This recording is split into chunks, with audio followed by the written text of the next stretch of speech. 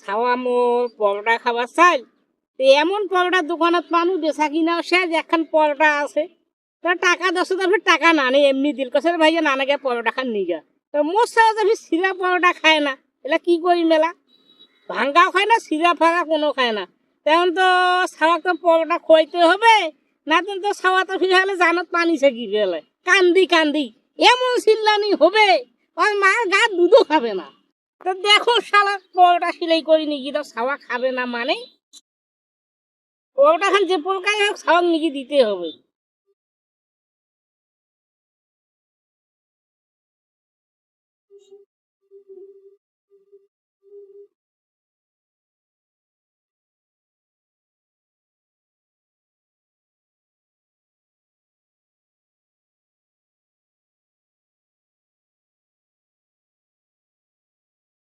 এই তো হচ্ছে শক্ত হচ্ছে টাইট হয়েছে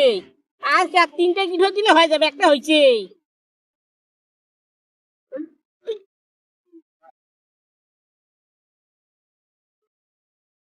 মাসি কয় না যে খাটো এলাকায় বুদ্ধি বেশি এই যে মোর বুদ্ধি বেশি লম্বা না হাত হইলে 7 হাত হইলে হবে না এই যে মোর বুদ্ধি ছাওয়া কেন খাবে না ছাওয়ার বাপও বোধ পাবে না যে মোর জন্য সিরা পরোটা আনছে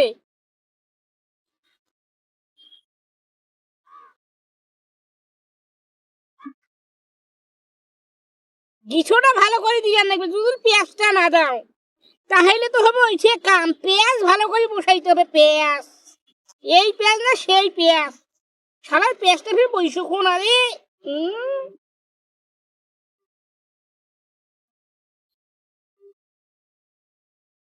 এই যে কাম হয়ে গেছে খালি সিলাইটা কাটে দেন আর কাগজের পরোটা নাকি সবাই দিন সবাই খাবে না তাই মানে কি এই যে বুদ্ধি না পরোটা আমি উড়ে যাচ্ছে বুদ্ধির মতন উড়ে আছে নেটোটা দিল তো উড়ে বাবা বাবা বাবা বাবা বাবা